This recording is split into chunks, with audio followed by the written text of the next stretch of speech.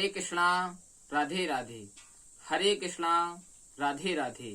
My devotees and my friends, मुश्किल नहीं है कुछ अगर ठान लीजिए, बस एक बार दिल का कहा मान लीजिए। It is not difficult if you decide to do something once you accept the heart. मैं आपका GPPM गोकर्ण परम पूज्य महाराज एक छोटी सी कहानी के साथ सीखते हैं हर दिन कुछ नया। एक गांव में एक संत जी रहा करते थे। तो संत जी अपने आश्रम पे रहते थे और सुबह 5 बजे उठ जाया करते थे। सुबह 5 बजे उठते थे तो देखते थे कि सुबह पेड़ पर कुछ चिड़ियां चींची करा करती थी। यह रोज का क्रम था। वहां रास्ते से बहुत से लोग गुजरते थे। एक दिन संत जी के मन में भाव आया, चलो लोगों से पूछा जाए कि चिड़ियां चींची करके क्या बोलती हैं। तभी सुबह सुबह सैर करने पंडित जी अपने मंदिर जा रहे थे। तो संत जी ने पंडित जी को रोका, पंडित जी महाराज रुको रुको रुको। पंडित जी रुके तो पंडित जी से पूछा, पंडित जी महाराज ये पेड़ पर जो चिड़िया बैठी है यह क्या बोल रही है। तब पंडित जी ने कहा, यह चिड़िया बोल रही है कि राम लक्ष्मण दशरथ। संत जी ने कहा आप आगे जा सकते हैं। पंडित जी महाराज चले गए। तभी एक सब्जी बेचने वाला पटेल आया।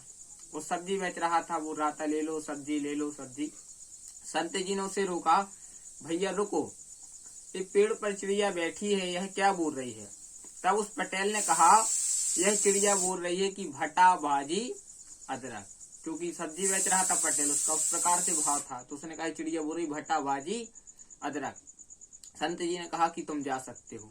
तभी सुबह सुबह एक कसरत करने वाला दौड़ा चला आ रहा था। सुबह सुबह योग किया करता था, व्यायाम कर रहा था। तो संत जी ने उसे रोका, भैया रुको रुको, ये बताओ ये पेड़ पर चिड़िया बैठी है यह क्या बोल रही है। तब वह कसरत करने वाला बोलता है, महाराज यह चिड़िया बोल रही है कि दंड बैठक कसरत। संत जी समझ गए कि जाकी रही भावना जैसी और प्रभु मूरत देखी तिन तैसी। कहने का तात्पर्य यही है, चिड़िया तो चींची बोल रही थी।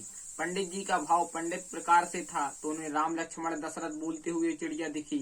पटेल साहब का भाव सब्जी के प्रति था तो उनको चिड़िया बोलते दिखी कि घटाबाजी अदरक।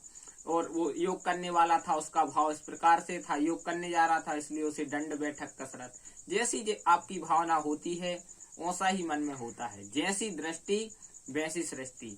कहने का तात्पर्य यही है, परमात्मा में हमें भेद नहीं करना चाहिए।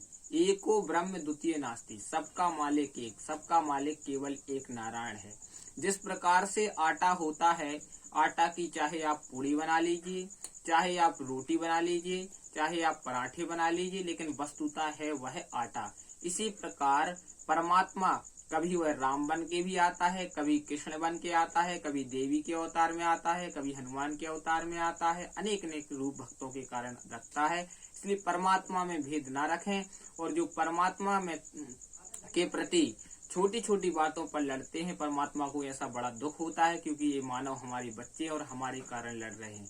इसलिए परमात्मा में भेद ना रखें। एको ब्रह्म द्वितीय नास्ति, परमात्मा केवल एक है। इसलिए आप जिसको भी इष्ट मानते हैं, जिसको भी आप परमात्मा मानते हैं, उसको स्वीकारें, लड़े भिड़े ना, प्रेम से रहें। इसी शुभकामनाओं के साथ मैं गोकर्ण परम पूज्य महाराज आपसे विदा लेता हूँ। सप्ताह में 7 बार है, 8वां बार है आपका परिवार। 8वां बार आपका ठीक रहेगा तो 7 बार आपके सुखद रहेंगे। जिसने कहा कल समय गया टल, जिसने कहा परसों बीत गए बरसों, जिसने कहा आज उसने किया राज। प्रेम से बोलो हरे कृष्णा राधे राधे।